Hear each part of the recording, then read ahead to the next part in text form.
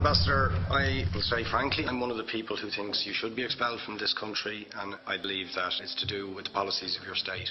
If I was Jewish and had never stepped foot in Israel, I could claim citizenship there tomorrow, but 6 million people whose origins are in what you now call Israel, who were forced out in 1947 or 48, do not have that right.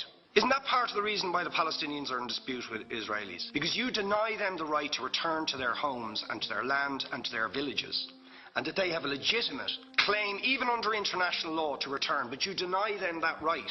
Why do you deny them that right? And why do you give that right to other people who have no connection whatsoever with the land, whether you call it Israel or whether you call it Palestine? Why do you continue to seize land if you're serious about Oslo and the two-state solution, which under that agreement is land designated to be Palestinian land? 500,000 people, most of which has taken place since Oslo. You allow that to happen. Why do you allow it to happen? If you're serious about giving this land to the Palestinians, it's absolutely extraordinary. Are you not just taking us, Ambassador, for idiots? That you can say with a straight face, we're serious about peace, but while we're serious about peace, we're going to seize Palestinian land. And you expect the Palestinians to just sit back and do nothing about that. Now, you know what the Palestinian people have been asking for. Far less even than some people would ask for. Because I believe the whole apartheid system should be dismantled. But what they've asked for is to lift the siege of Gaza. Just to lift the siege of Gaza. Let them have an airport. Let them have